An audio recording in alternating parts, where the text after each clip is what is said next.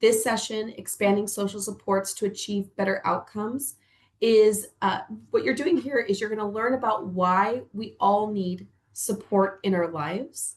You're going to have the opportunity to have a hands on, not just access, but use of some tools, learn how to plan for, learn how to develop social connections and support. And what a wonderful skill set to teach to others in your organization and the families that you support as well. With that, I want to turn this conversation over to our presenter, Dr. Julie Radlauer. We're so grateful to have her here. I will tell you, I probably could have spent a solid 10 minutes talking about her accolades, but I will let her introduce herself in the way that she prefers. So, Dr. Julie Radlauer, thank you for being here. Welcome back, and we're excited for today's discussion. Thank you so much. That was a great intro, and I'm really looking forward to spending some time with you all today, and talking about social connections and social supports and all of the things social, if you will.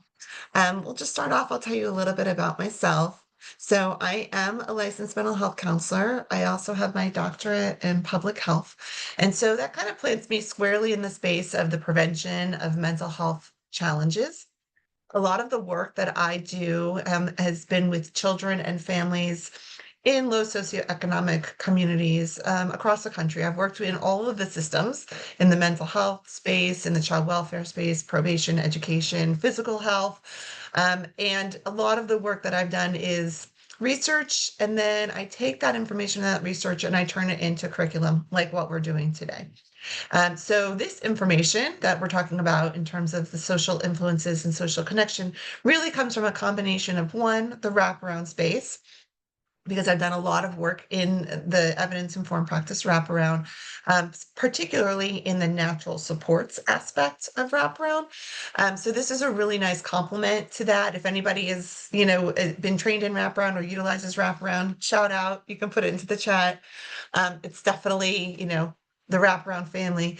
But this work nicely complements that. And I've also done a fair bit of work in the equity space. So much of this research comes from a study that was conducted that was a national study where I interviewed families from across the country. And I said, are our systems working for you? Are the services that you're receiving supportive and helpful? And many of the families said no. They said that they really wanted to have their needs met in less formal ways, using what they consider to be their support systems, their family, their faith, their friends, their community. And so they find it challenging to interface with our formal resources, whether that's a therapist or a case manager or even seeing a doctor, for various reasons, including cultural reasons. And so it occurred to me that we in the professional world don't really focus on helping people build their support systems. We focus on helping them solve their challenges. And so, given that what families want is support in this way, and we're kind of giving them support in this way, I was trying to meld the two. And that's really where this body of work comes from, is like, how do we help the helpers learn how to support families in a way that families want that support? And so I'm really excited to share this with you because I am who I am. I don't want to just talk about it. I actually want to, there needs to be like some kind of activity, or you need to get your hands dirty in the process. And so there's lots of different activities and interventions that I hope to share with you, or I plan to share with you, so that you can use this material to support the families that you work with. If you wouldn't mind, if you just take a moment and in the chat, if you could write kind of like what your job is, that would be really helpful to me. If you're a case manager, or you're a therapist, or you're a family coach, or a peer specialist, or none of those, an educator, if you wouldn't mind, that will help me kind of like make sure that whatever information I'm sharing is, addressing your needs. Okay, so lots of social workers, home visitors, nurse, employment. Okay, family. Perfect. Perfect. Perfect. I thank you guys so much for just taking a minute to do that. It seems like a lot of us are really in the field, in the trenches, if you will, working directly with families, especially you guys that are like in-home visitors. So thank you for sharing that. That helps me kind of make sure that I'm addressing your needs. I'm grateful for that. And the other thing I want to say, and I know Jessica started with it, is, I want this to be interactive. I invite you to participate. You can put something in the chat if you're comfortable. If you have something you want to say, you can raise your hand or come off of, come on camera. If you're comfortable being on camera, that always makes it a lot more fun for me, and for each other, that we can kind of interact and talk our way through this. We're a large group, but we're not too large that we can't have conversation along the way too. So I invite that as well, as we kind of move forward. And speaking of moving forward, let's talk a little bit about what we're going to accomplish together today. Well, first of all, we are going to be talking about social supports, and just seems to happen the same way as we'll be talking about social connections at the same time. So we're going to understand the value and the benefits of having these supports in our lives. It's not easy to build social support systems, but it is doable and certainly something that we should be able to focus on in our time with the families that we're working with. So we're going to I'm going to share some tools where you can assess social supports and social connections, which will be really helpful for the families that you work with, centering on that conversation. And then we're going to have a chance in breakout rooms to actually practice some of the skills. So you guys will be sharing some, handouts, and then you'll be able to go in the breakout rooms and practice. And you're going to learn some new techniques that you can use. Invariably, when people come to trainings that I do, they come to support or gain knowledge to support the families that they're working with, whether it's children, families, adults, the clients, if you will. And at the end, they say, and by the way, I'm using this to my grandma. Or, one of my children is really struggling with making, friends, and this is going to be helpful for them. So I invite you to kind of expand your horizons about who in your life could benefit from this work, in addition to the children, families, and clients that you work with. Okay, so take a deep breath and figure out, why are we here? Like, what made you come to this training today? But also, we're here because, and I mentioned to you that I'm a bit of a researchy geek. I'm going to share with you some of the recent data around social connections. And so we are currently experiencing what's called a global mental health crisis. And we're really struggling from loneliness and isolation epidemic. So social isolation has steadily increased from 2000 since 2003. So it's not necessarily related to 2020, though 2020 really did kind of exacerbate everything. But you will learn that it was something that was happening pre-COVID anyway. Right. And so looking at these data, you can see that social isolation has increased, that the amount of time that we spend with our families, like in our home, have decreased. The amount of time that we spend with a partner in companionship has steadily decreased, and that the amount of time we spend with friends also tanking. Then the amount of time we spend with family outside of our home, like our extended family, aunts, uncles, grandparents who don't live with us, decreased. The amount of time that we just engage socially with others, decrease. And you can see that most of these numbers were decreasing prior to 2020. 2020 just made it go much further down, but these numbers were already going in that direction. And that's important information for us, to know and to recognize. So the thing about it is, when we're thinking about, okay, who's not spending time with others, we tend to think it's young people. I mean, you just say like, oh my gosh, children, young people, they're so isolated. When in fact, in reality, it's actually all of us. If you look here on this slide, you'll see your age group is there. Doesn't matter what age you are, we're all there. Now, of course, you see the blue line, that's the young people, and their numbers have really gone in the downward spiral. But really, all of us decreased, and again, pre-COVID, right? It was happening before COVID. If you look on this slide, you see that kind of line right around 2012. And that's just a trending line that tells us that, based on that date, around 2012, our numbers began to decrease at that time, right? That's when the downward trend really started. And that's important information for us, right? Now, looking at the next slide, this slide really talks about suicide, self-poisoning, major depressive symptoms, and those numbers are going way up. Okay. And so at what date, what year do you think that those numbers really started heading upwards? Somebody can put it into the chat. Yes, 2012. 2012, exactly, right? So interesting then is what do you think was happening around 2012 that made our spending less time with friends and our depression increase? Oh, okay, social media boom is rise in social media, economic crash. I'm gonna name all the doom and gloom things. Okay, ding, ding, ding. Elizabeth got it. Smartphones. So it's not actually social media, it's actually the device.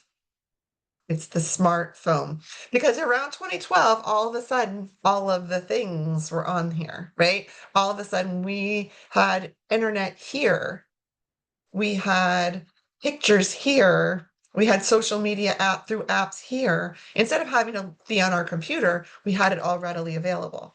Even so much as taking selfies. That's when our cameras, we started taking selfies of ourselves, right? Instead of having to ask other people to take pictures of us. So all of these things were contributing factors to the decrease in time that we spend with others and also the increase in depression, right? So we spend less time with people, we end up being more depressed. And there's lots and lots of data around this. It's important for us to recognize this um, because the people that we're working with, they might not even be aware of it. I mean, I don't know, maybe some of you guys weren't even aware of it, right? But we know that the people that we're working with, they need support. And if they don't spend time with family and friends as much as they could, then they will be experiencing more depression, right? The data shows that.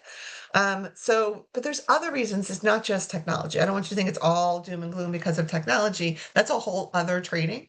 But technology is really only one of the contributing factors.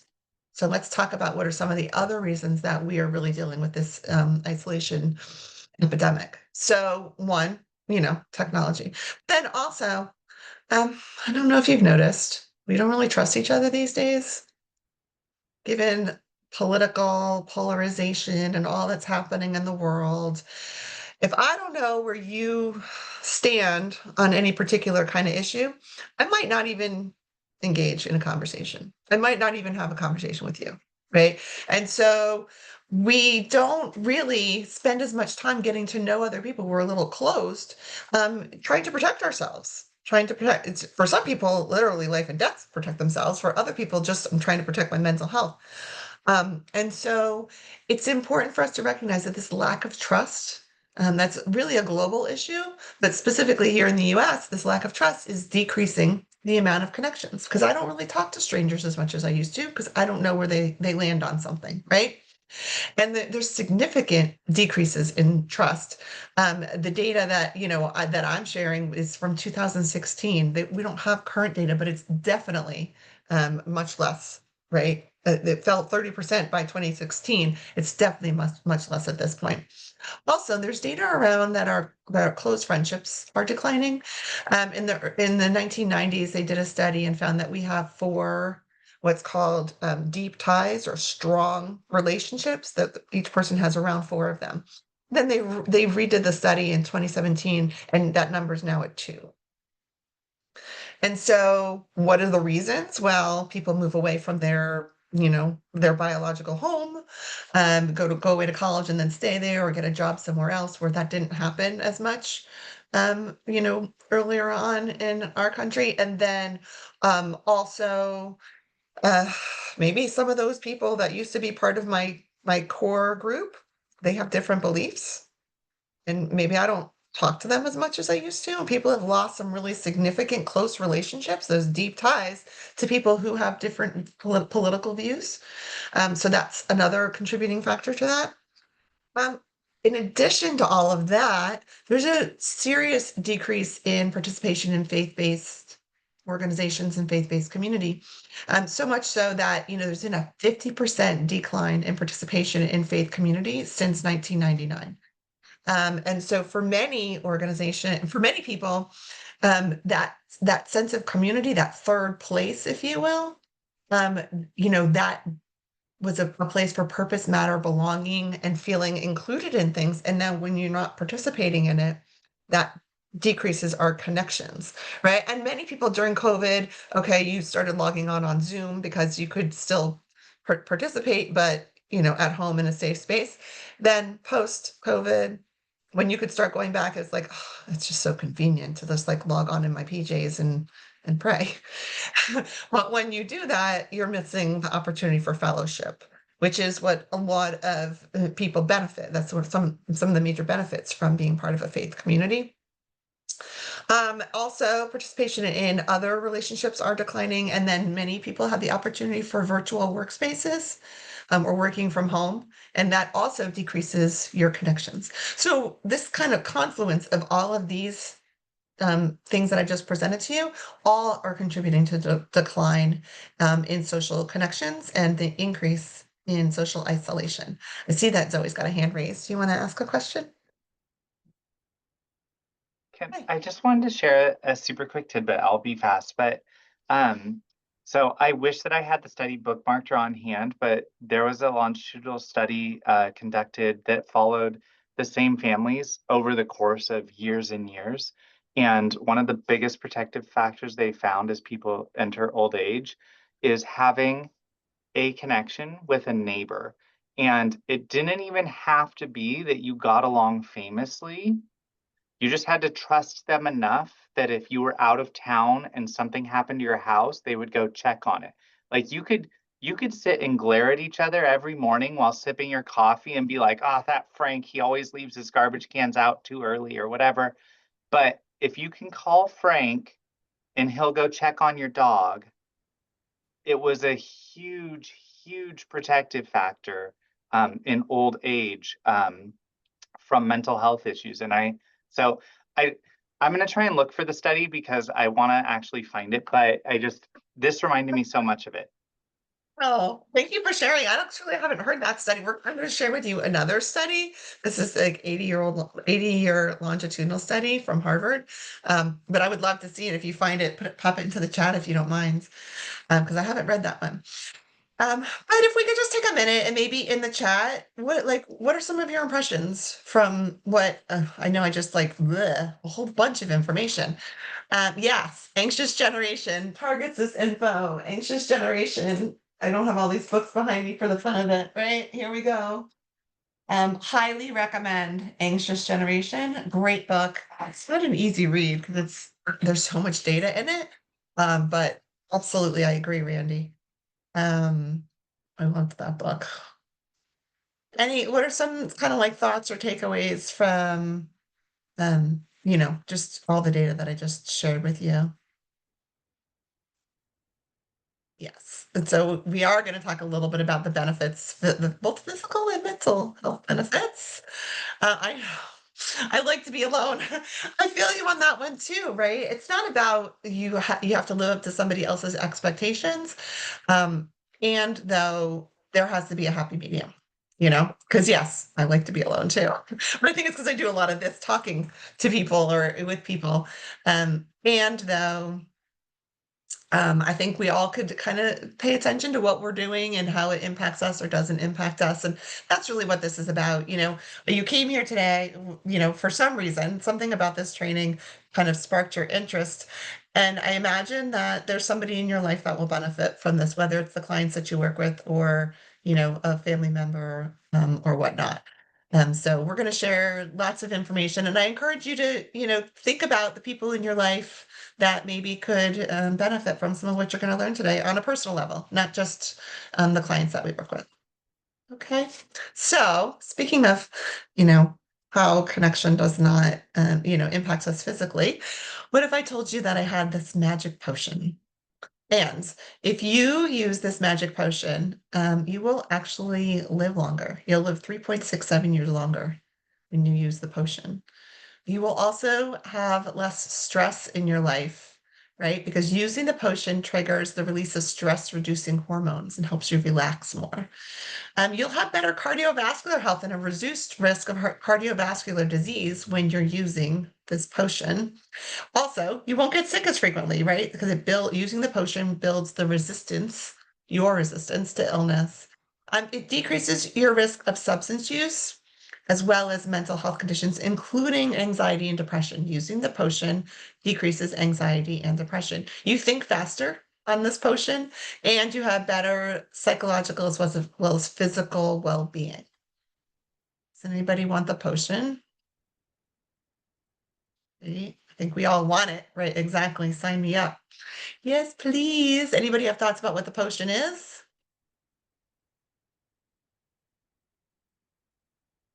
The potion is not exercise. People often think it's exercise.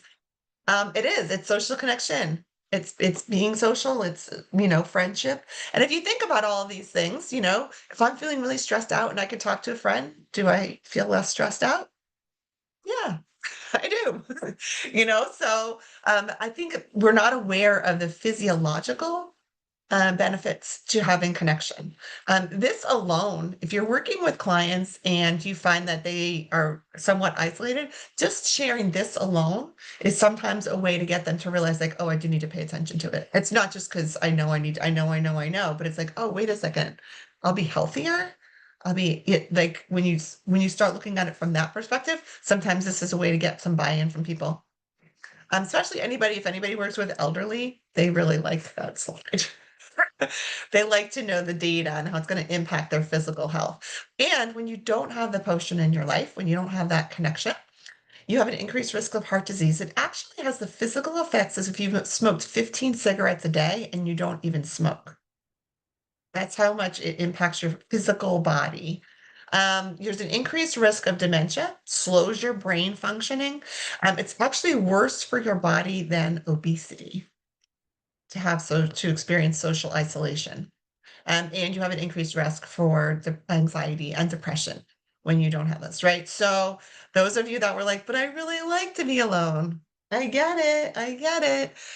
And though, we want to be as happy and healthy as possible. Now, I've been challenged a little bit. And when doing this presentation, somebody was like, were these studies conducted on people who are neurodivergent? um, who maybe don't, appreciate being social as much as others. And in reality, we are social creatures, right? You can't survive. We are, if you think back to the olden days, the caveman days, if you were isolated, you were vulnerable. Right? But so social connection doesn't mean you have to be in a big group of people. Social connection can mean one-on-one, and for many people it does. For me, I don't love huge groups. I really love one-on-one. Going out for dinner with one friend and being able to have a nice, hearty conversation. Martha, do you have a question or a comment? I have a compliment. I'm very social person. Right now, I'm stuck at home because I have an accident, and I Mhm. can't do anything. You see, I broke my arm, and Mhm. my husband, I miss the connection with the people. I love to do that. A couple weeks ago, I went to Kaiser, and I remember I talked to the people, and my husband said, "Do you know these people?" I say, "No, but I need that connection with these people. I like it. They give me the energy. Sometimes, something's going on in her life. Only talk to them. They feel better. Yeah. Oh my God. That lady came and said, your wife is very social. I said, always. She's always just like that. And that's I told my husband, I love to connect with the people. I can see my neighbors. If I see the blinds down, I say, oh, something's going on with my neighbors. I knock the door. Are you okay? I said, do you need something? I said, no, I'm okay. Only, I don't want to see anybody. I said, okay. And all here in my neighborhood, we like to see each other. If something's Uh, what's going on with the neighbors? Say, I don't know. Let's go check. And we go check then to see, are you guys okay? I live with, I tell my husband, I like my quiet time. I like to be alone, but I'm very more social. I like to be out, yes. talk to the people. Thank you for sharing that. I mean, so it's good to know yourself, right? Yeah. So somebody like Martha, who is very extroverted, needs to create that opportunity to talk to people. And if you're somebody who's more introverted, that's okay, right? There's no right or wrong. But regardless, we need to have these connections in our life. We need to have the support, so that when we do need something, you go through an accident or something, there's people there that can be there for you and support you. Okay, so we're going to watch a video. So this is a video of Dr. Robert Waldinger. He's a Harvard trained professor, and He's going to share with you a really interesting finding from the longest research study. So I'll leave it at that. I'm going to apologize for there's like an ad or something, but um, here we go. I ordered 200 hand-forged knives to my dorm room and built a Wix website to sell them.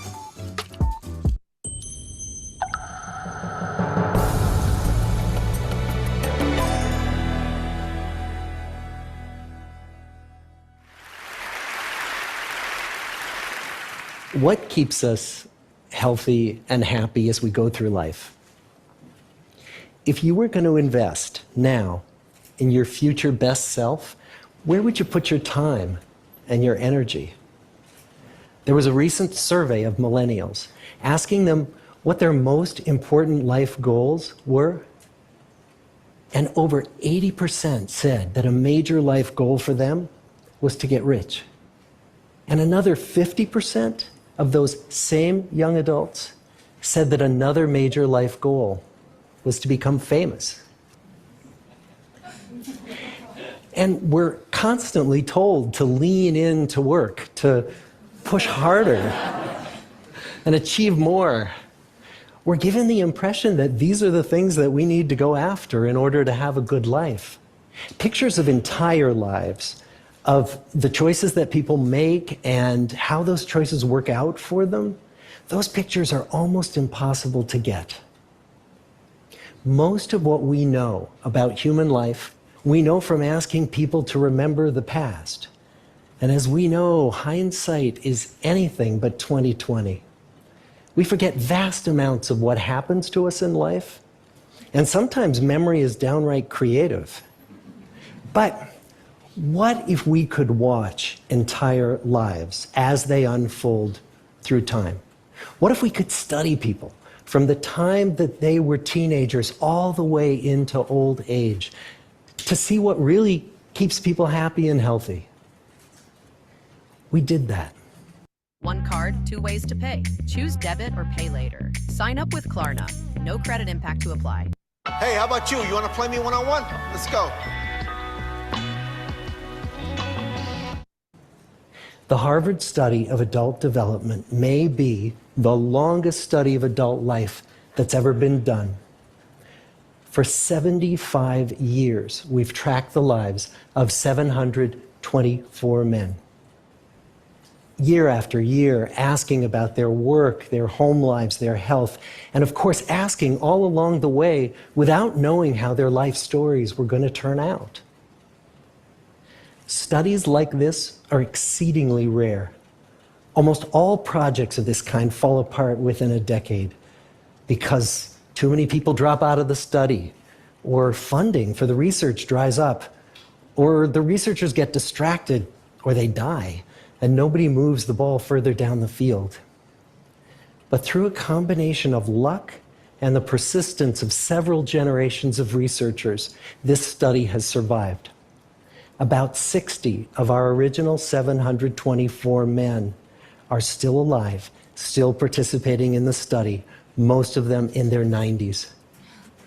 And we are now beginning to study the more than 2,000 children of these men. And I'm the fourth director of the study.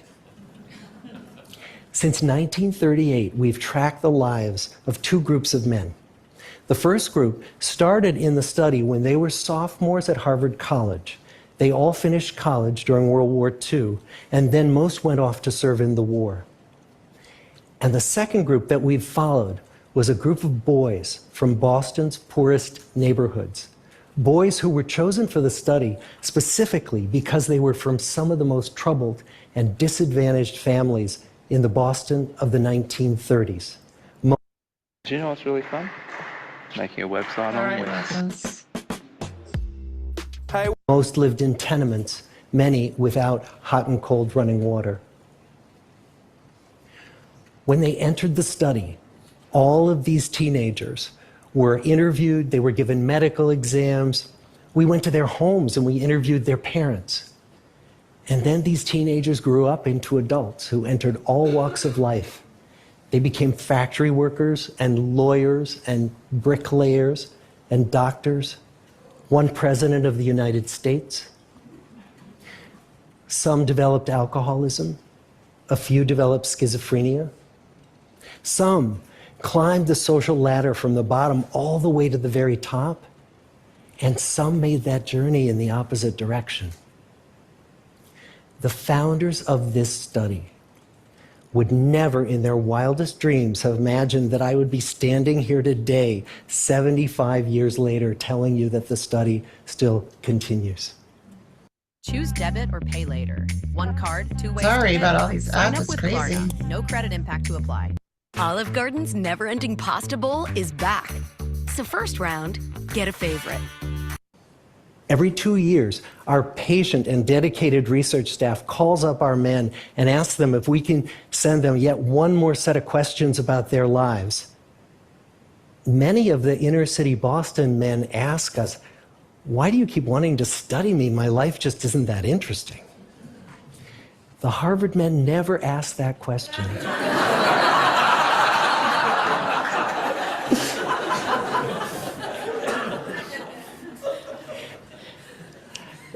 To get the clearest picture of these lives, we don't just send them questionnaires.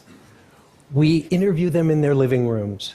We get their medical records from their doctors. We draw their blood. We scan their brains. We talk to their children. We videotape them talking with their wives about their deepest concerns. And when about a decade ago we finally asked the wives if they would join us as members of the study, many of the women said, "You know, it's about time." So what have we learned? What are the lessons that come from the tens of thousands of pages of information that we've generated on these lives? Well, the lessons aren't about wealth or fame or working harder and harder. The clearest message that we get from this 75-year study is this: good relationships keep us happier and healthier. Period. We've learned 3 big lessons about relationships. The first is that social connections are really good for us and that loneliness kills. It turns out that people who are more socially connected to family, to friends, to community are happier, they're physically healthier, and they live longer than people who are less well connected. And the experience of loneliness turns out to be toxic.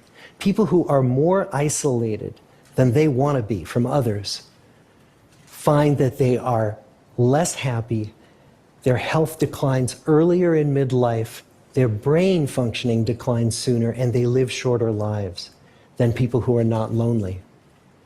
And the sad fact is that at any given time, more than 1 in 5 Americans will report that they're lonely. And we know that you can be lonely in a crowd and you can be lonely in a marriage. So the second big lesson that we learned is that it's not just the number of friends you have, and it's not whether or not you're in a committed relationship, but it's the quality. Performing on the biggest stage in the world was just one step in my journey. Hi. Of your close relationships that matters. It turns out that living in the midst of conflict is really bad for our health. High conflict marriages, for example, without much affection, turn out to be very bad for our health, perhaps worse than getting divorced. And living in the midst of good, warm relationships is protective. Once we had followed our men all the way into their 80s, we wanted to look back at them at midlife and to see if we could predict who was going to grow into a happy, healthy octogenarian and who wasn't. And when we gathered together everything we knew about them at age 50, it wasn't their middle-aged cholesterol levels that predicted how they were going to grow old. It was how satisfied they were in their relationships. The people who were the most satisfied in their relationships at age 50 were the healthiest at age 80. And good, close relationships seem to buffer us from some of the slings and arrows of getting old. Our most happily partnered men and women reported in their 80s that on the days when they had more physical pain, their moods stayed just as happy. But the people who were in unhappy relationships On the days when they reported more physical pain, it was magnified by more emotional pain. And the third big lesson that we learn about relationships and our health is that good relationships don't just protect our bodies, they protect our brains. It turns out that being in a securely attached relationship to another person in your 80s is protective. That the people who are in relationships where they really feel they can count on the other person in times of need, those people's memories stay sharper longer. And the people in relationships where they feel they really can't count on the other one, those are the people who experience earlier memory decline. And those good relationships, they don't have to be smooth all the time. Some of our octogenarian couples could bicker with each other day in and day out. But as long as they felt that they could really count on the other when the going got tough, those arguments didn't take a toll on their memories. So, this message that good, close relationships are good for our health and well-being, this is wisdom that's as old as the hills. Why is this so hard to get and so easy to ignore? Well, we're human. What we'd really like is a quick fix, something we can get that'll make our lives good and keep them that way. Relationships are messy and they're complicated, and the hard work of tending to family and friends, that's not sexy or glamorous. It's also lifelong. It never ends. The people in our 75-year study who were the happiest in retirement were the people who had actively worked to replace workmates with new playmates. Just like the millennials in that recent survey, many of our men, when they were starting out as young adults, really believed that fame and wealth and high achievement were what they needed to go after to have a good life. But over and over these 75 years, our study has shown that the people who fared the best were the people who leaned into relationships with family, with friends, with community. So what about you? Let's say you're 25, or you're 40, or you're 60. What might leaning into relationships even look like? Well, the possibilities are practically endless. It might be something as simple as replacing screen time with people time, or livening up a stale relationship by doing something new together, long walks or date nights, or reaching out to that family member who you haven't spoken to in years, because those all too common family feuds take a terrible toll on the people who hold the grudges. I'd like to close with a quote from Mark Twain. More than a century ago, he was looking back on his life, and he wrote this: "There isn't time. So brief is life for bickerings, apologies, heartburnings, callings to account. There is only time for loving, and but an instant, so to speak, for that. The good life is built with good relationships." Thank you.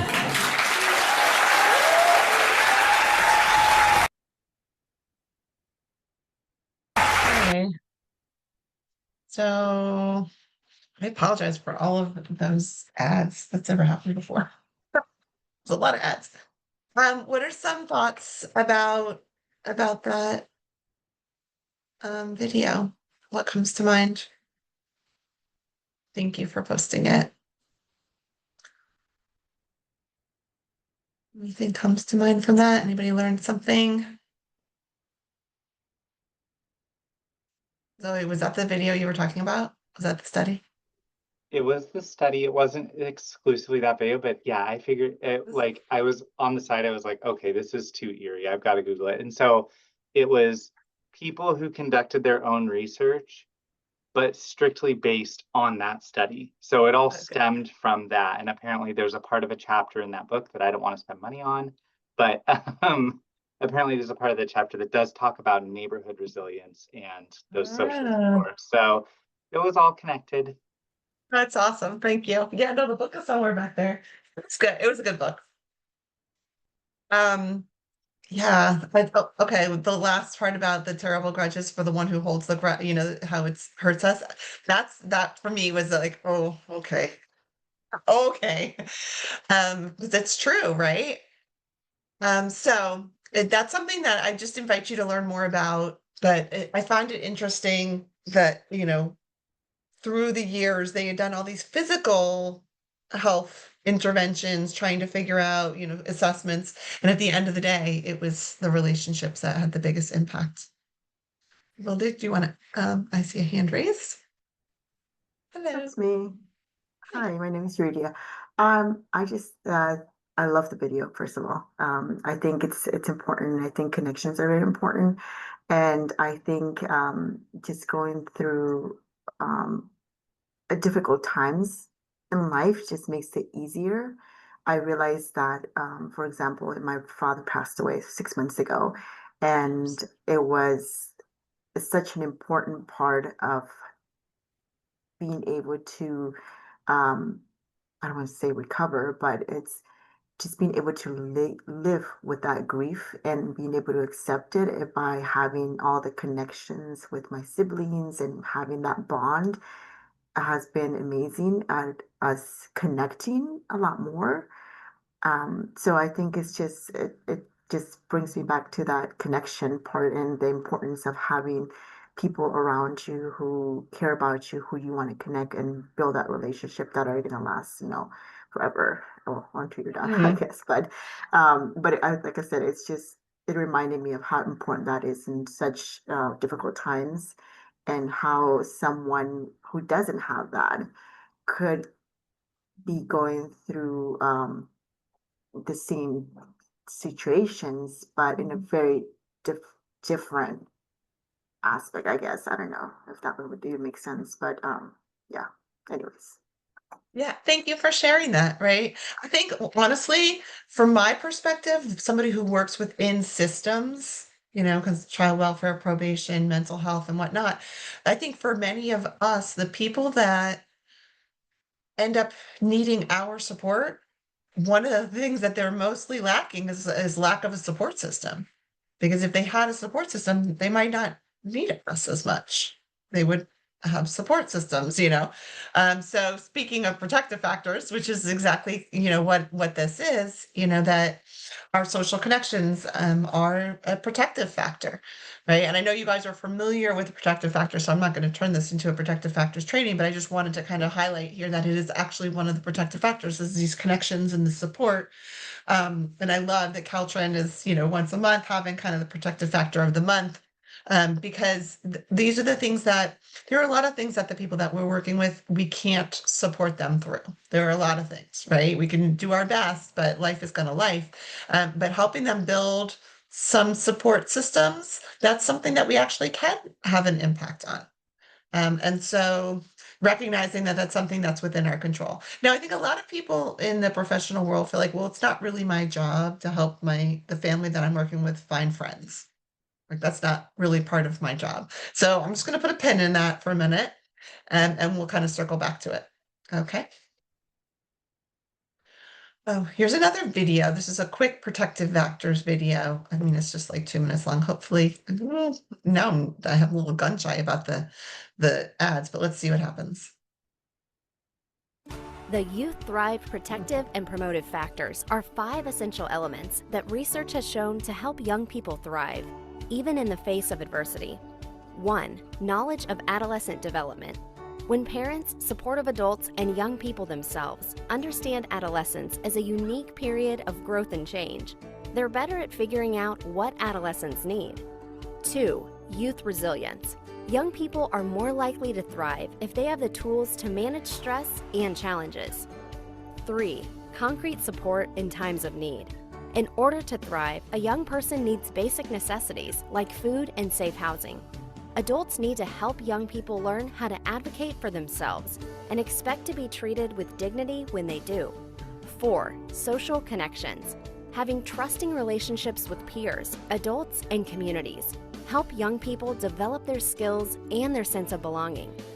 And 5. Cognitive and social emotional competence. When they have the skills and knowledge they need, young people form an independent identity, which leads to a satisfying adulthood. The 5 protective and promotive factors are a pathway to well-being and can help young people get the support they need to thrive. To learn more, visit cssp.org.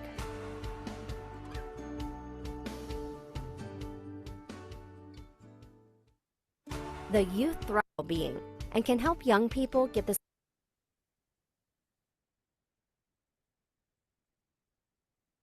So that was just a quick. Luckily, we did okay with the commercial breaks there.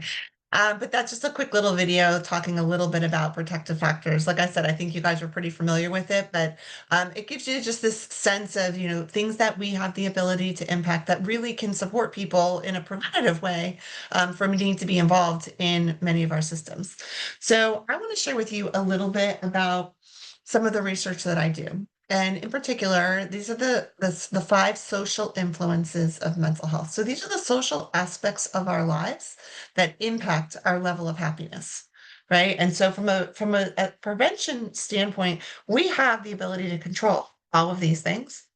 And when we do, we'll be happier and healthier.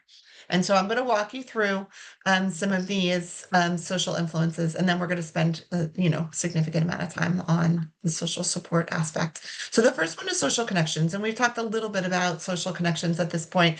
I think sometimes people get confused between what is a social connection versus what is social support. So a social connection is at a somewhat superficial level.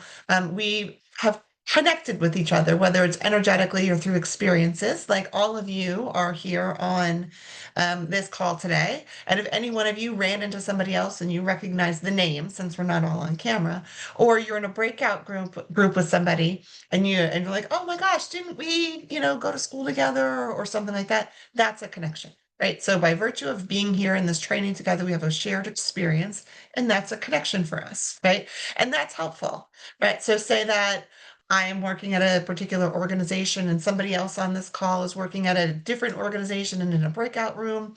We find out that I've got, a young person who is in need of some teen pregnancy information, and that other person works at that place. That connection is something that will help, our mutual client. We have something that connects us, right? And like I said, that's helpful and useful. Now, when you think about social support, it's taking that to the next level. It's like we're not just connected, but if I needed something, you would be there for me. Right. So say you're driving on the 405 and you got a flat tire. Well, who are you going to call? Is it going to be the person that's in this training? No, right? That's just somebody you were connected with, right? But it's a person that is closer to you, right? It's a family or a friend or AAA, but beyond AAA. It's somebody that you know, right? And so there's a difference there. You've got these connections, which are people that like a neighbor, or somebody that you see every day at the same store that you frequent or something to that effect. But then support is somebody like when you really need somebody, you're going through a traumatic situation, somebody who would be there for you. Those are different levels of connection. And one's not more important than the other. It's just they're different. And so this recognition that there's a difference between having a connection and having a support system. The next is social capital. And when I talked about some of the things that are impacting our current, loneliness epidemic, one of them is lack of participation in, say, like our third space. So that could be through your faith community or through civic organizations or something to that effect. We have our home, we have our work, and then where else do we spend our time? Where do we feel a sense of purpose, matter, belongingness? For many people, it's their faith community. For others, it might be a group that you participate in, whether it's, like Save the Earth or something to that effect. If maybe it's political and you're part of a political, group and you all come together, it's that third place, right? And that's an amazing source of social capital. So social capital is this place where you do belong. It's also access to the network and the resources that are available within that belongingness space. So I participate in a faith community. I'm looking for a job. I put it out there and say like, hey, anybody looking to hire anybody? And somebody in this, in the congregation says, yes, I have a job available, right? So that networking opportunity becomes available based on the belongingness in that social capital environment. For many of our young people, sadly, their third place, their place where they belong is this. Okay. And so that's part of why we're really struggling with that demographic, with the lack of connection, is because their third place is not in person, it's virtual, which is a challenge. Another social influence is social media, and we've spoken a little bit about it and how it impacts, connection as well as support. Social media is something that very clearly it's a social aspect of our life, and it has the ability to impact our mental health.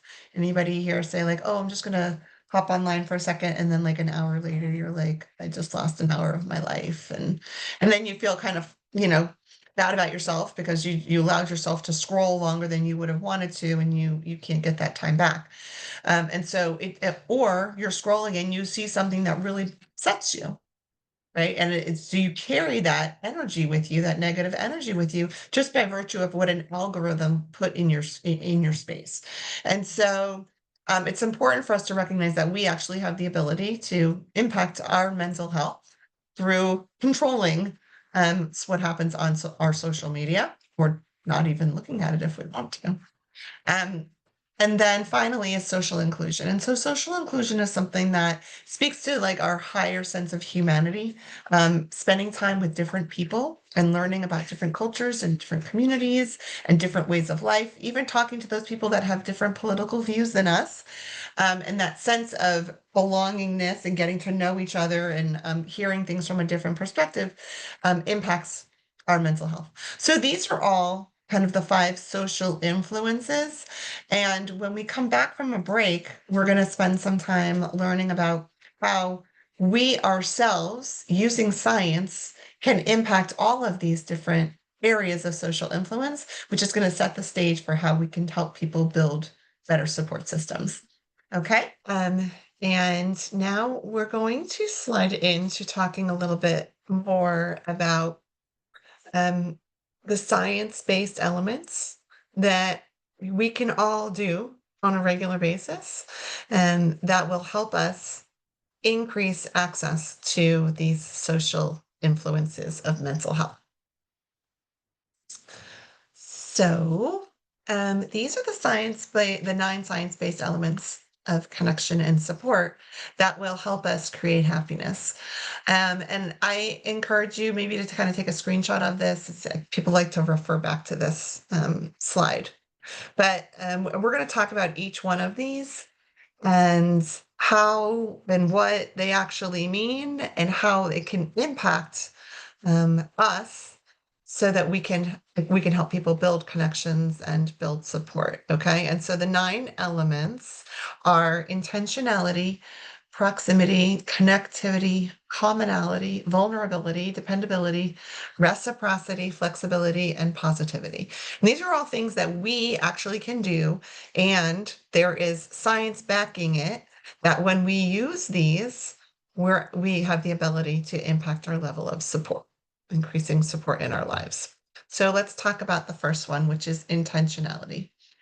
And so with intention, I can focus on building support systems, right? So it means anything that I put my attention to will happen, right? So I can intentionally say I'm going to do something, I can put my attention towards it, and it will happen. I can make it happen, right?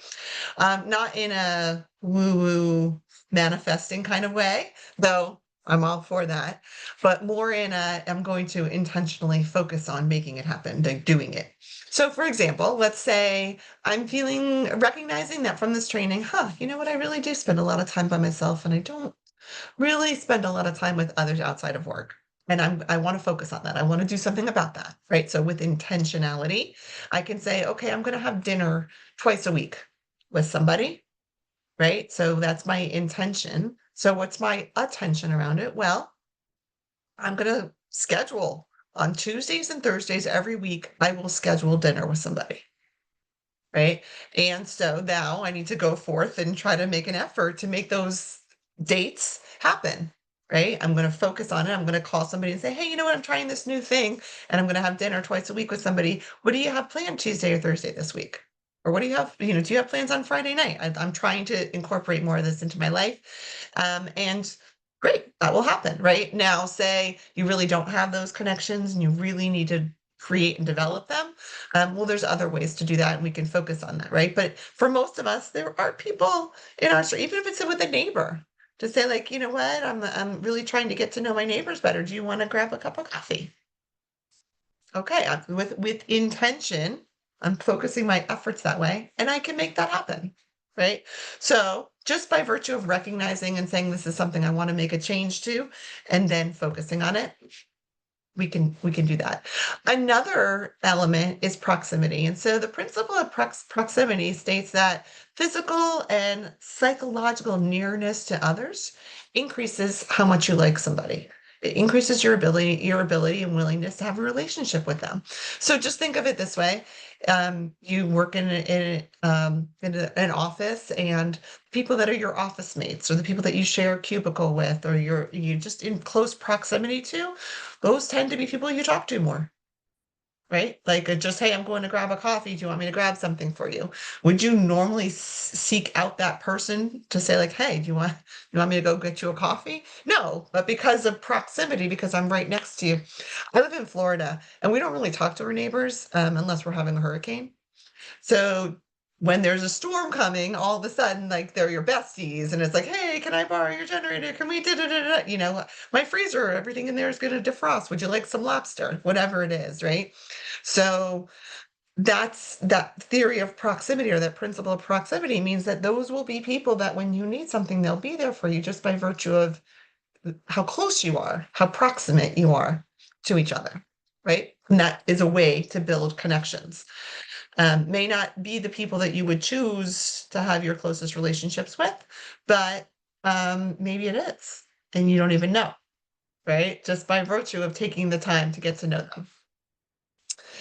So connectivity is an interesting one, energetically speaking. So it really is the energy that exists between people when you spend time with them, or you get to know them, or you have the like shared experiences. But in reality, have you ever met somebody for the first time and you're like, wow, I just totally vibe with that person. Like I just felt connected to that. That's connectivity. Because you can meet 10 people that you're just like, yeah, that was a nice person, whatever. And then you meet one person where you really feel, that connection to them.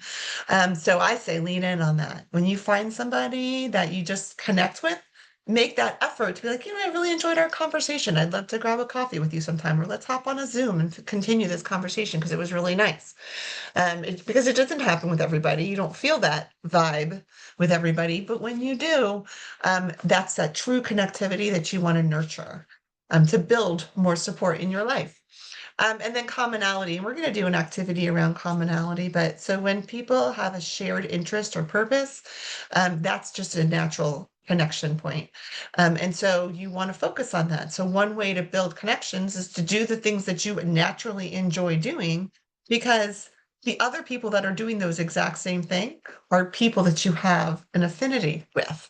So if I really love art, and when I was younger, I used to do art, take art classes or participate in some art process, and say, my kids just left for college and I'm feeling a little, oh gosh, I don't have any, like, I don't really have friends. I have their friends, moms and dads, but I used to love to take art classes, and I go and I sign up for an art class.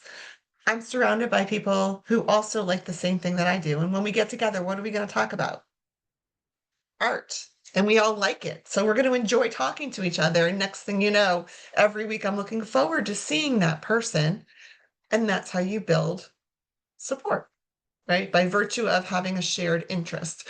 So if you're somebody who's really feeling like, I don't feel like I have people in my life, again, Florida, very transient community. There are people come and go from Florida a lot. So there are people here who don't have connections and support. So just by virtue of doing the things that you enjoy doing, you'll be around people who also enjoy the same thing, and then you build those relationships that way. Another one is vulnerability. And so, I'm a big Brene Brown fan, and she says vulnerability is the pathway to intimacy, right? So getting to know somebody or sharing something that's, special and vulnerable to you builds a connection. Frankly, I just saw in the chat during the break that somebody was saying that they had a parent who passed away. And then like the next post down was, I also had a parent who passed away. Right. And so that vulnerability of sharing that loss builds that, that connection. And I wouldn't be at all surprised if those two people had a side conversation, and they were chatting with each other in a private chat, because just that virtue of willingness to share something that's important and special makes other people feel closer to you. Right. And so I'm not suggesting that, when we're working with the people that we're working with, that you go out there and you just share with them all of the troubles and trials and tribulations of happening in your life. But like, for example, I have 3 children, and 2 out of my 3 children are on the spectrum. They're really high functioning. And they're all in college right now, which is a beautiful thing and also a very expensive thing. That's neither here nor there. And however, when I'm working with a family and one of their children is on the spectrum, I will share that information. I will share that I have 2 children that are on the spectrum, not in a, oh my gosh, can we talk about me for a minute kind of way, but more in a, I'm throwing that information out there. So if you have a question, I'm comfortable talking about it. Like I'm willing to share my experience with that. Because I think it could be helpful to you. And I just leave it at that. And if they want to ask me questions, I'm very open to sharing information. And if they don't, then we just left it right there and they know this information, right? So that vulnerability helps us have this somewhat of a connection. And if they choose to, ask questions about it, then we'll have more of a connection. And if not, I'm okay with it. Another one of the elements is dependability. And this one's really interesting because some of it is cultural, some of it is age cultural as well. Because the definition of dependability, I think, is different for this generation, this younger generation, than it is. Partially because, they have this kind of ghosting thing and they're making plans on text, and they can cancel plans without realizing how it impacts somebody else. Right. So when you're working with young people and talking about how you build support, part of it is you have to actually be a dependable person, and then people will be dependable towards you. And recognizing that, sometimes we have to teach them what dependability means because they haven't experienced it from their peer group per se. Not all of them, but that's a thing. And so when I speak with young people, they talk about that they don't feel like they can really rely on their friends. And that whole dependability thing is, I think, something that is lacking in this generation. So it's something we need to, as professionals, work on with them. And we can use reciprocity to help them recognize how important it is. So reciprocity is kind of this practice and exchanging of information for the mutual benefit of all. Not like I do this for you, so you'll do it for me. Not in that way, but it's more like I do this because I want to do this and it will come back to me. And there's a lot of research around reciprocity. So if you walk down the hallway and you just smile at somebody, what are they going to do? What response will you probably get? Right. They're probably going to smile, right? The majority, right? Well, so the research says that 93% of the time they'll smile back at you. You smile at them, they will smile back at you, right? Then there was a study that says later on in the day, if you get into an elevator with that same person that you smiled at, there's a greater likelihood that you will strike up a conversation than if the 2 people had not smiled at each other, right? So just something as simple as a smile will help kind of build that relationship. Zoe, did you want to add something? I see hand up, then hand down. Yeah, I can. I was just gonna be funny for a second because I work at a transitional age youth center, so I'll get my smile later, but usually if I smile at them, I get like an eye roll. Because I'm working with teenagers. Yeah. Well, so if you want to translate, teenage eye roll is actually a smile, right? So you just have to do that translation. Right? Nothing at all is actually the eye roll is I saw you. Whatever. But thank you for sharing. And that in and of itself is award-winning job right there. Yeah, so when I work with clients and we talk about how they don't feel like they have support systems, I'll say, well, when was the last time you did something nice for somebody else? Yeah, and so just having a conversation from that perspective is like, will be the change you want to see. So if you want people to do nice things for you, you probably have to do some nice things for other people. Again, not in a, I did this for you, so you should do it for me, but I did it for you because that's who I am as a person and I want to do nice things for people. And then when I need something, you're going to remember that and do something nice for me. Not because I did it for you, so you have to do it for me, but just by virtue of like, if somebody's not well and you bring them soup, if you're not well, they're probably going to remember, oh gosh, she brought me soup when I wasn't well. What can I do for her? Right. And so that's really kind of how the theory or the principle works. Another one is flexibility. And remember, I talked a little bit earlier about like how we don't trust each other. And so now we have these broken relationships because there's this lack of trust. Part of that is because I'm going to dig my heels in around my beliefs, and my beliefs are right. And if you don't believe what I believe, then we can't talk. Right. And so that lack of flexibility certainly breaks relationships. Okay, I'm going to dig my heels in. And so if we're able to be a little bit more flexible around like my way or the highway, we're able to maintain relationships, even if they're difficult relationships. We're able to maintain them. If we're inflexible and it has to be one particular way, well, then we're going to lose some relationships. We'll have less connection in our lives. Now, this one's a tricky one, right? Because I'm not saying you should like not pay attention to your needs. I'm not saying that. What I'm saying is, recognize that it's important to you to have relationships with people, whether or not you necessarily fully wholeheartedly believe. You can have some boundaries around those relationships, but if you're not willing to be flexible to recognize that not everybody has to believe exactly what you believe, then you'll be able to maintain relationships. And that's challenging. That's a totally tricky one. And there's no right or wrong.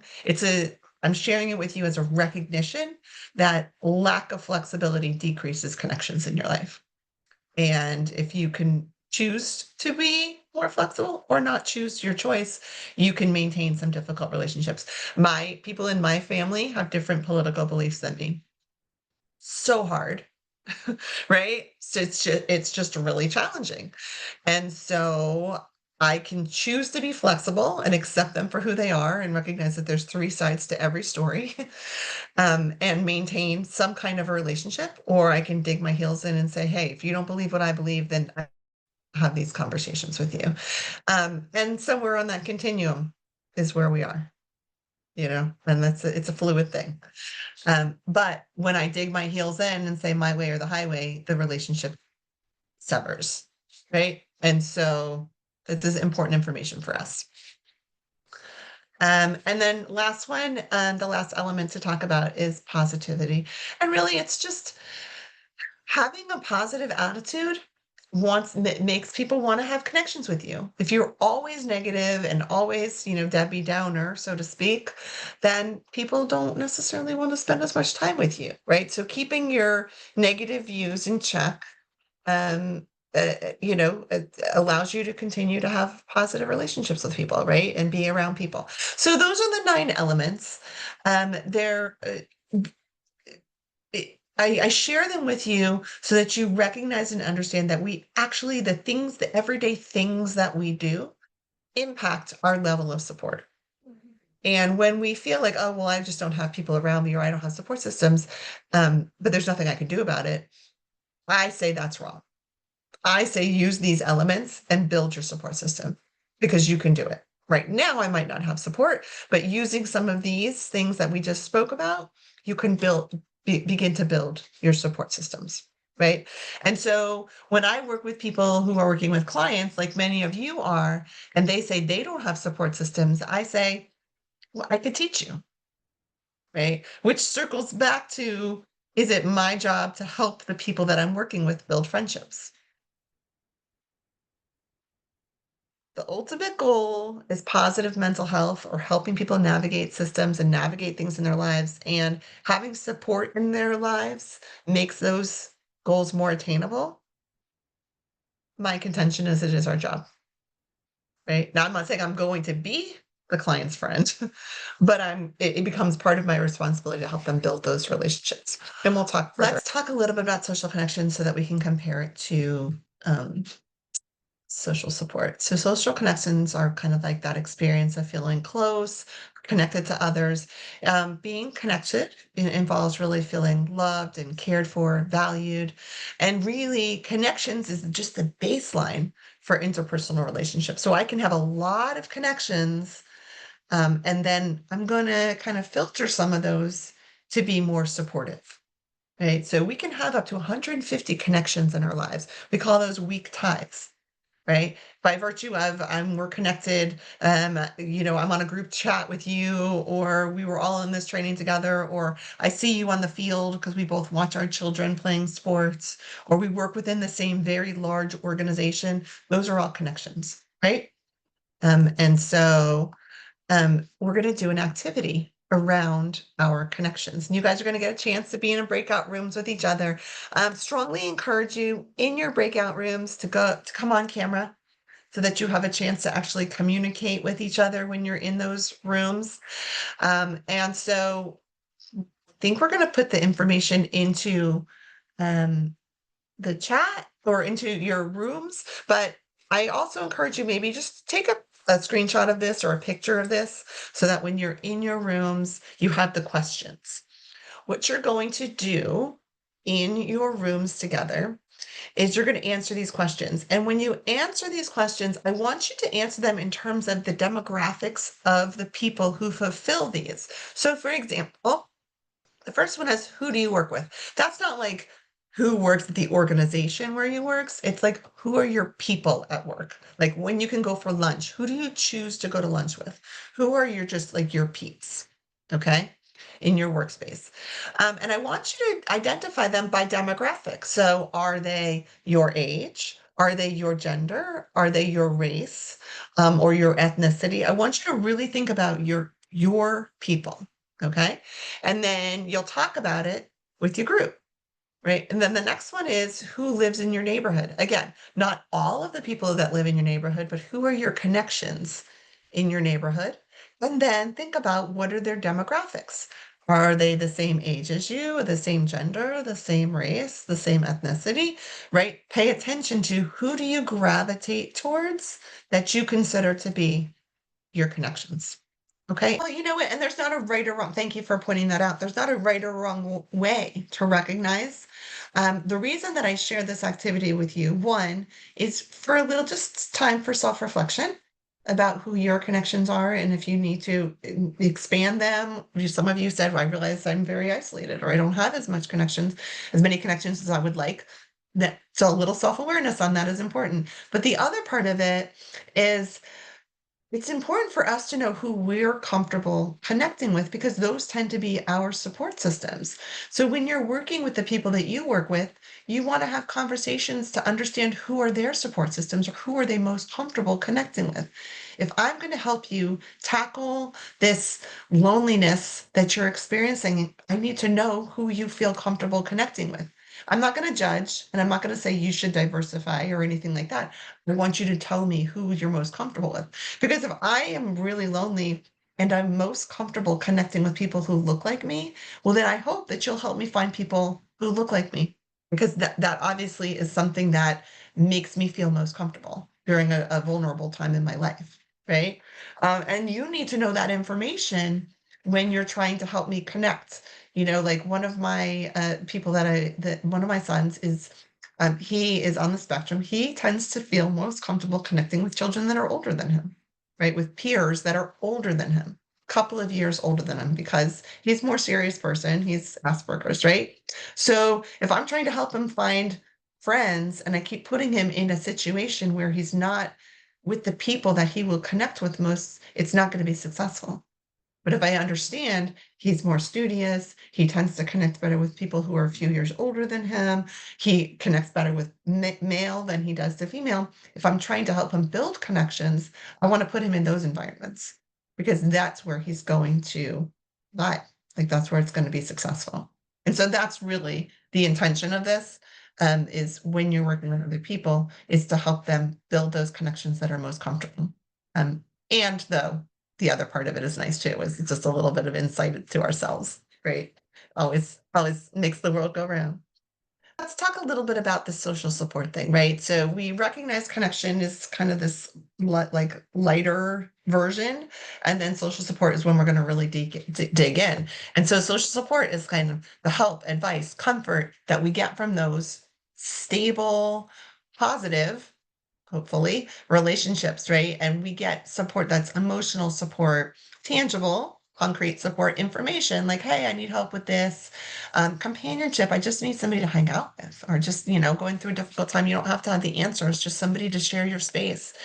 Um, and it can either, and this is interesting, it could either be actual or even perceived support improves our right. So even the thought that if I needed somebody would be there for me, whether or not I actually call on it or not, knowing that there's somebody there that has my back makes me feel better.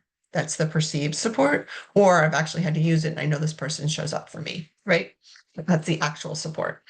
And so we want it to be something that is both people are benefiting from it so that it lasts for a long time.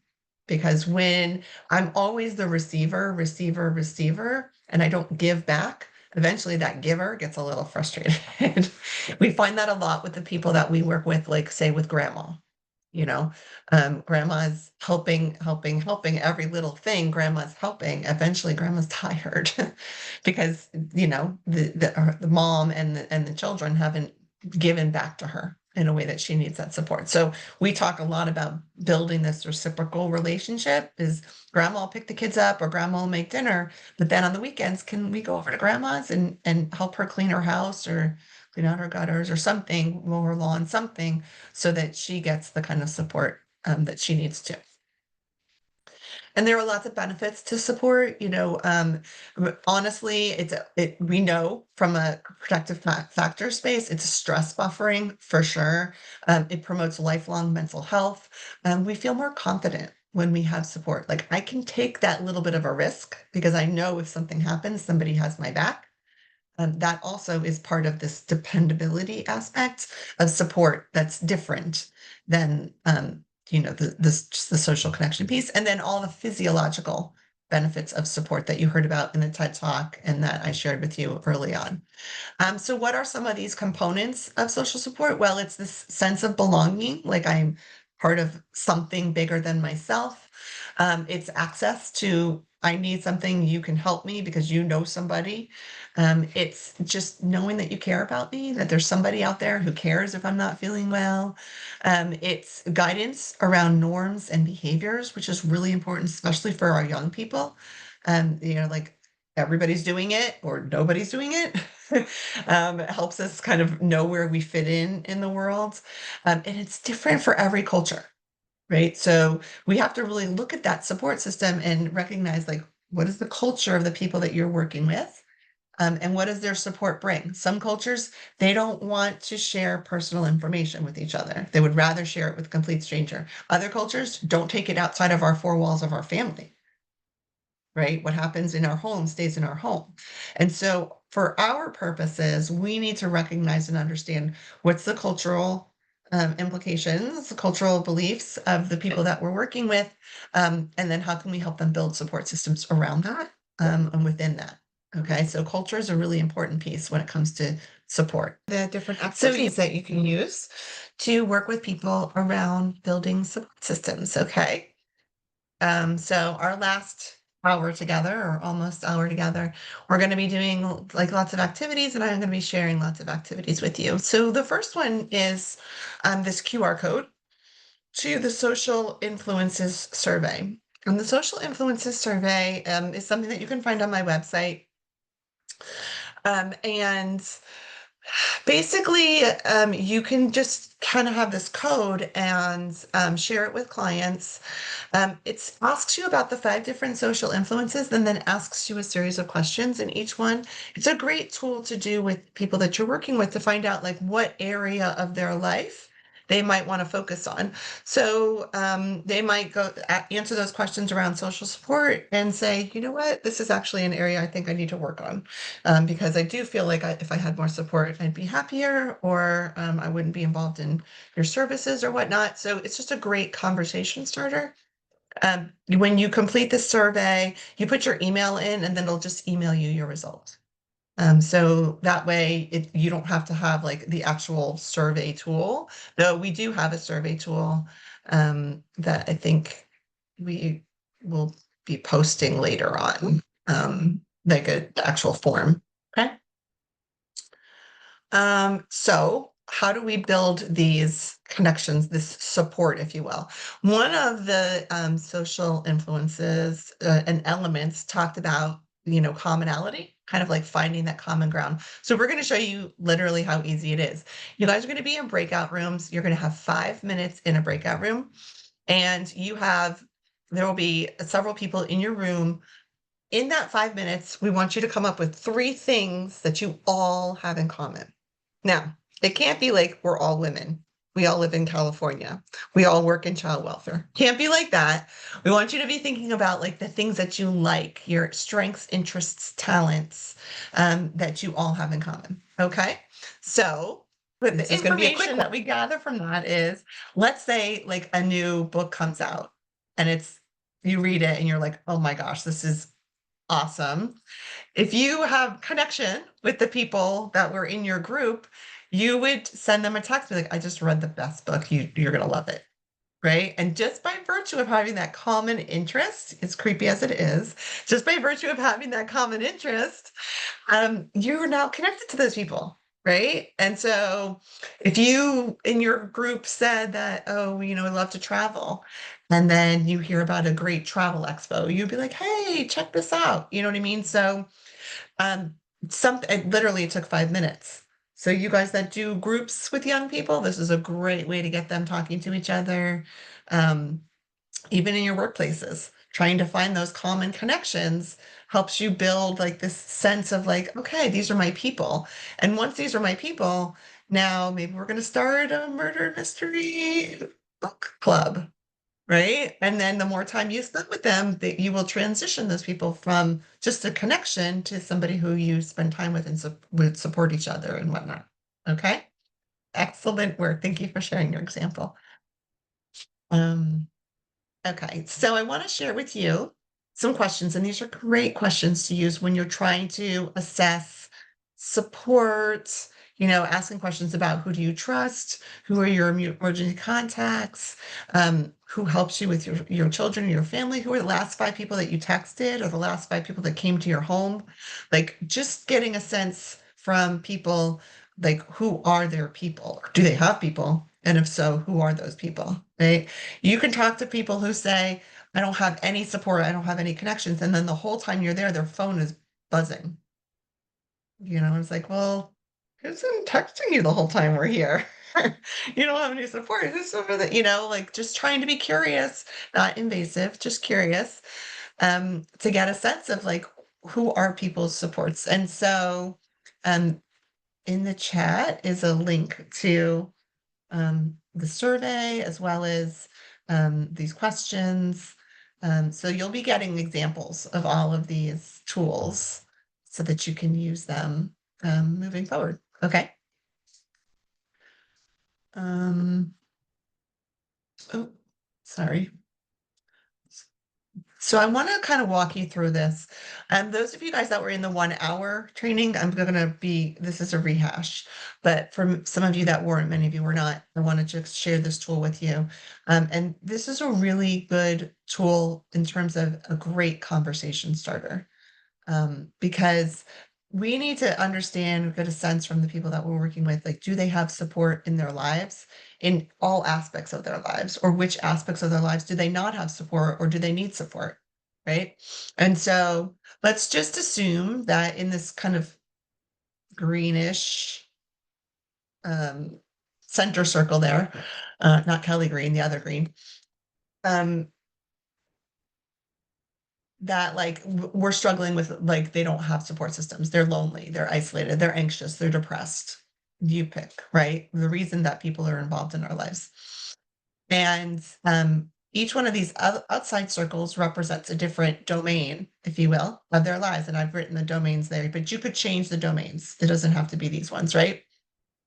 So then you're going to be asking them questions like, okay, so when you're at home, if you're feeling lonely, isolated, anxious, depressed, whichever word you put in that kind of middle green one, who would you talk to? You know, and they might say, you know, my mom, or they might say my sibling, or they might say my dog, or they might say nobody. They might say, I don't really have anybody at home that I could talk to. So then we're going to write nobody there. Then, okay, at school or at work, whichever, if you're dealing with adult or child, you know, if you're feeling lonely, isolated, anxious, depressed, whatever you put in that inner circle, when you're at school, if you're feeling that way, who would you talk to? And they might say the guidance counselor or a therapist or my friend, or they might say, I don't have anybody at school that I could talk to. Or same thing at work. Like I wouldn't, who am I going to talk to at work? I'm going to tell my boss. What are you kidding? So I don't have anybody at work I could talk to. Okay, so now let's talk about extended family, aunts, uncles, cousins, people that don't live in the home with you. If you're feeling a certain kind of lonely, isolated, who would you talk to? Anxious. And they might say, I would talk to my grandma, or I would talk to a cousin or an aunt, or they might say, oh, in my family, we don't talk about things like that. Then you could say in your faith community, if you're feeling, you know, certain way, who would you talk to? And they might say my pastor, or they might say, oh, my family also, my extended family also goes, my cousin goes, or I have a friend, or they might say, no, we don't talk about things like that in our faith community.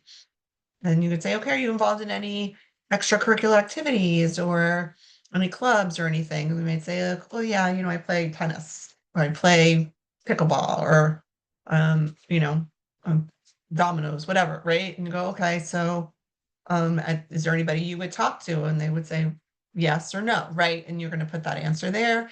Neighbors, are there any neighbors that you would feel comfortable talking to? Yes, I can talk to my neighbors. No, I can't, right?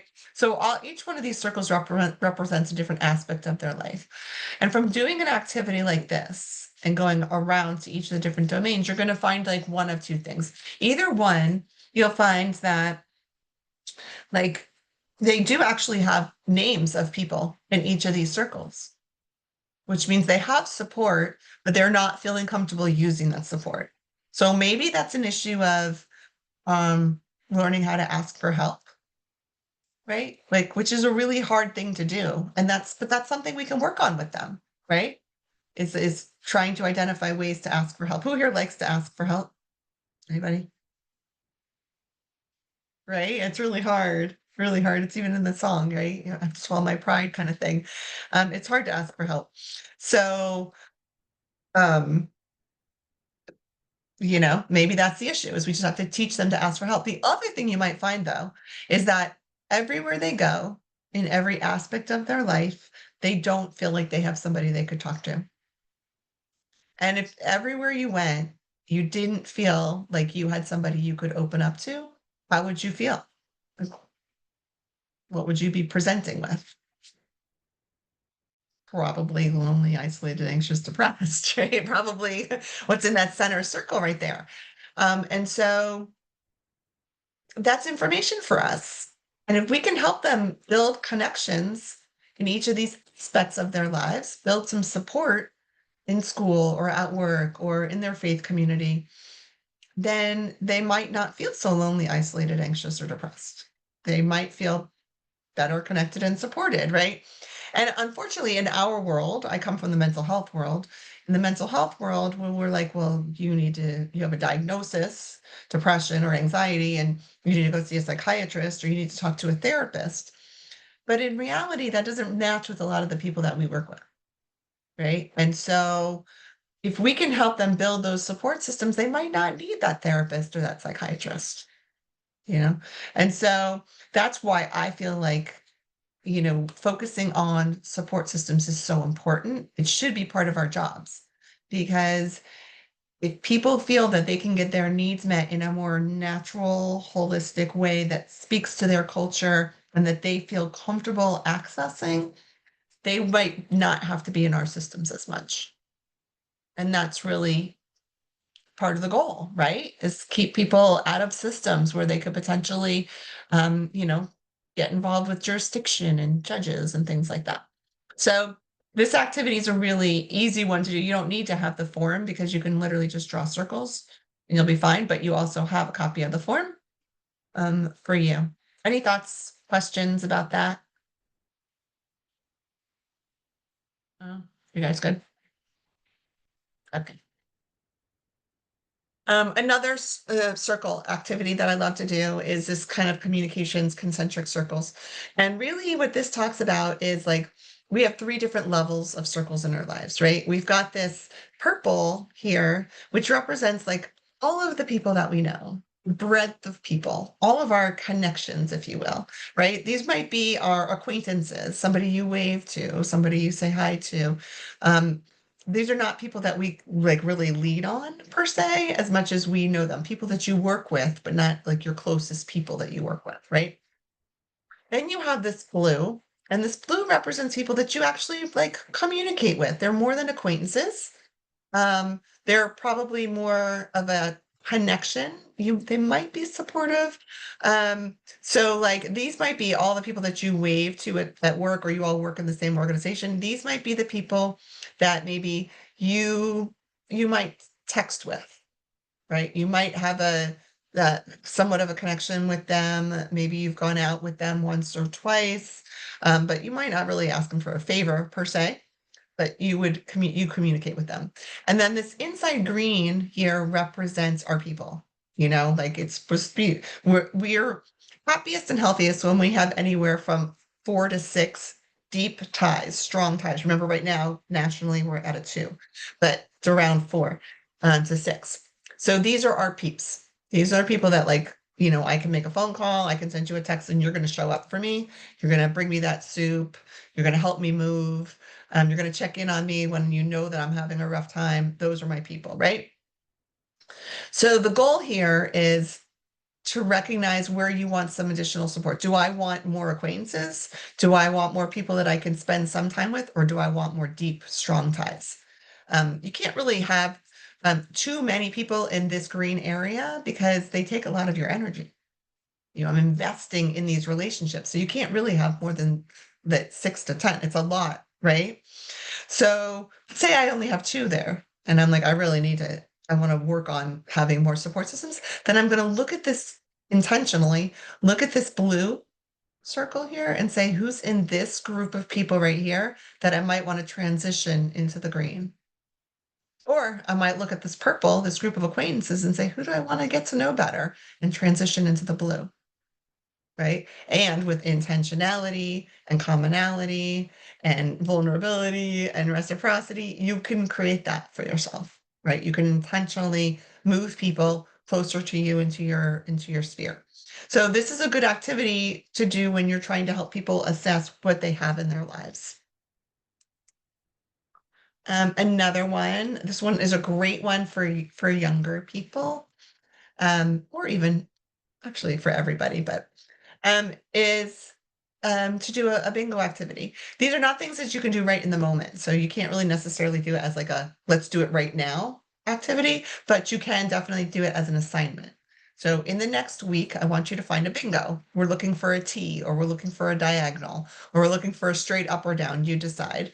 But you want to give them the assignment of doing some of these things so that they're trying to get bingo, but they're actually also having to list 4 people that they're thankful for and tell those people. And you want to hear about it the next time you see them.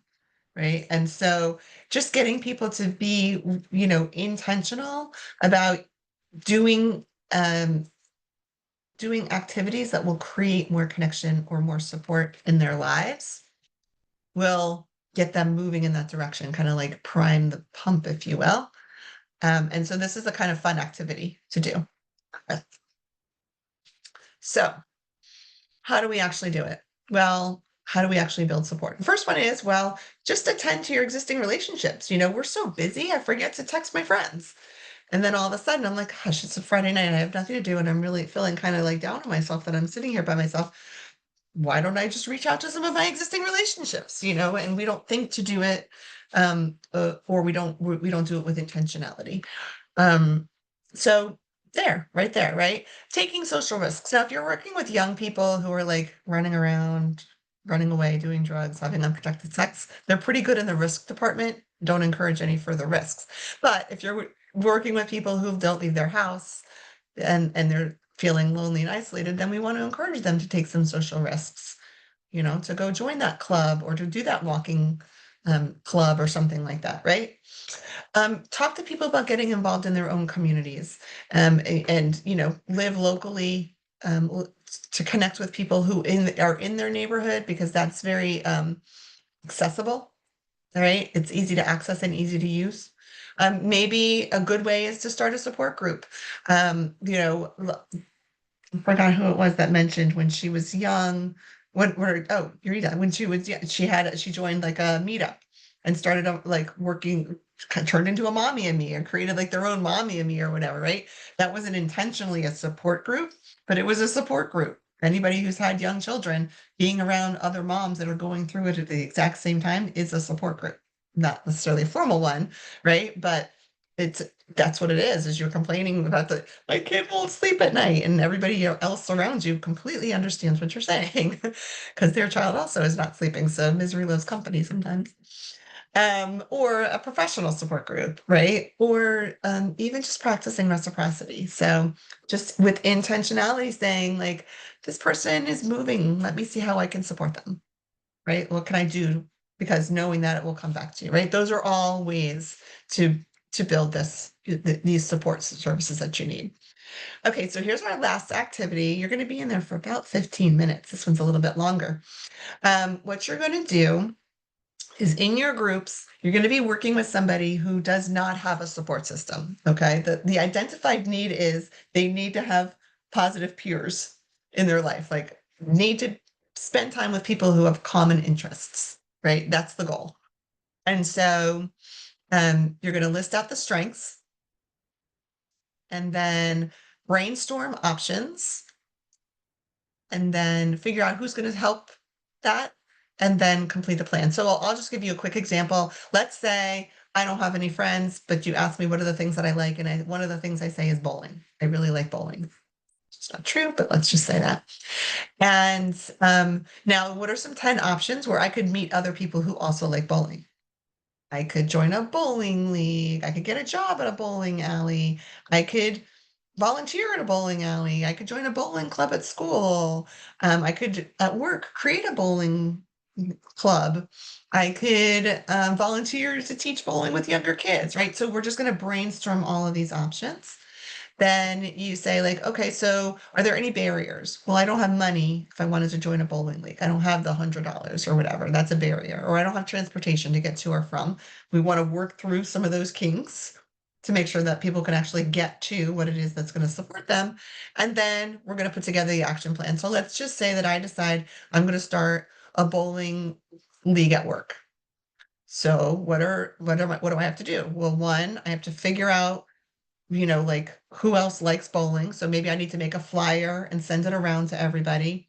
And then I need to set up a meeting or a Zoom meeting to say like, everybody jump on Zoom, or let's all get together in the cafeteria on this day to talk about what we want to do. And I need to find out what's the closest bowling alley and what the costs associated would be. That's my plan. But when I do that, and 5 other people show up at the table in the cafeteria to talk about this, what are we going to talk about? Bowling, right? We all have that in common. And since I love bowling and they love bowling, we're going to really be able to get along around this bowling thing. And then when we start to spend more time together, we'll recognize we have so much in common that we will enjoy spending time together, and we will begin to be supportive of each other, right? And so that's the idea, is just getting people around the others that have common interests. When you're working with somebody and doing this activity and they don't have people, in any of these areas, this is a great activity to do to help them develop that. Okay, so we'll go in our groups. We'll do that for about 15 minutes. We'll come back, quickly process it, and just a couple more slides and we're finished. Okay, welcome back, welcome back. So I hope you guys had a lively conversation and tried to kind of like work through, and you see how you can use a tool like this to help people build their support systems. It's much easier when you actually have a real person right there who can say yes or no, or this is what I like, or this is, I don't want that, and exercise their voice. But at least for now, you have a copy of the tool and how to process it with people to help people learn to build their connections, right? And yes, putting your brains together, active brainstorming is a great way to get to know people. So let's just kind of wrap up with a few things. One is just some important points to consider is one, I hope we learned that culture plays an important part of connection, that it's not easy to build connection, but it's not rocket science either, but it takes intentionality. It takes a little bit of work. Right. And so I think that's really important. I think it's also important to recognize that relationships are dynamic. So today I'm your best friend, tomorrow we're not talking, but there's hope for us because next week we'll be friends again, especially if you're a young person. It's like this. Um, so that's important. And then I think the other thing that people get a little bit frustrated about is like, I'm trying, but I'm not making friends so quickly. And the truth of the matter is that it starts with small gestures. Starts with a smile in the hallway. And then it's a conversation in the elevator. And then it's the same conversation the next time I see you in the elevator. And then, you know what I mean? And it builds on itself to the point that you finally feel like, oh, I have something in common with this person. We always walk at the same time. Oh, do you want to walk together? Let's go for, during our lunch hour, let's go for a walk. And then you walk and talk and find out you have more and more in common, right? So helping people recognize it's a process to build these relationships, but it's really important and they understand the benefits. I want to share with you a link to this book. Many of the activities that we shared today are in this book. And basically, this is a workbook. There's 100 different activities. And each of the activities is put into a chapter. So there's 5 chapters: social connections, social support, social capital, social media, social inclusion. And then in each chapter, there's 20 different activities. So this is a great tool to use with the clients that you're working with. And if you use the QR code, you can purchase it and use it. I also want to share with you a pilot project that we're working on called Be Socially Connected, specifically designed for young people who are struggling. It's a group intervention. So if anybody here is providing group services to young people, this is a great tool, and you can reach out to me. I'll share with you how you can reach out to me, and I can help you become part of the pilot if it's something that you're interested in doing. But basically, it teaches young people about how to build connections, how to build support, how to manage their social media, how to be part of a third space or a community, how to focus on social inclusion in a group setting, so that by the end of their time together, they feel connected to the other people that are part of the group setting, and can build relationships that way. Really good for young people on the spectrum, and young people who are struggling with social challenges. So we have a pilot going right now, and if you're interested, you can reach out to me.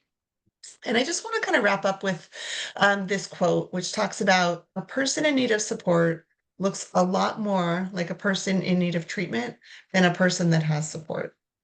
And let me just read that one more time. A person in need of support looks a lot more like a person in need of treatment than a person that has support. So if we can help people build support systems, they might not need to be part of some of the systems that they're a part of, formal systems, right? And we have the ability to do that. And here's my contact info. So you can kind of do the QR code and have access to all of my deets, so that you can stay connected. And Jessica. Wonderful.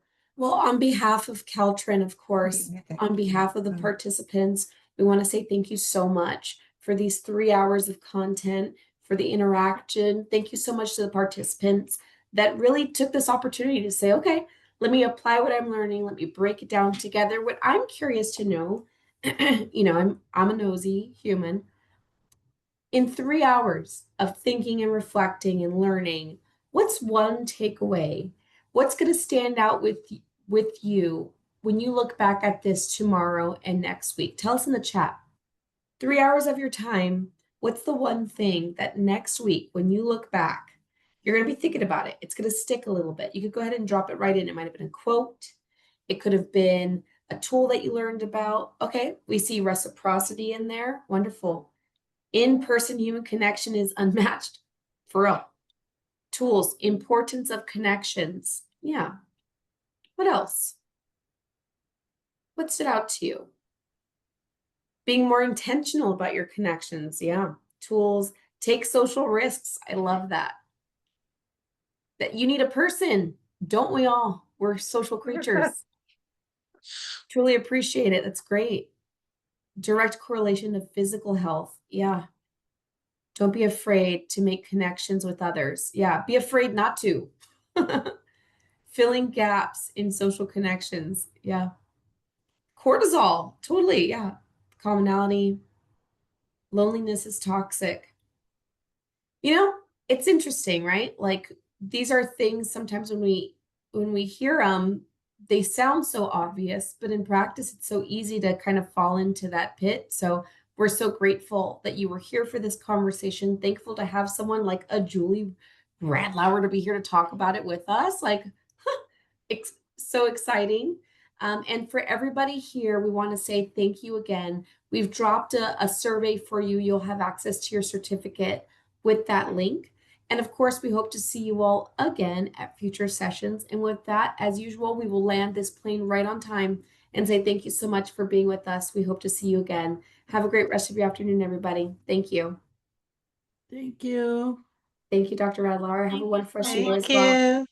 Thank Thanks, you. everybody. Thank you.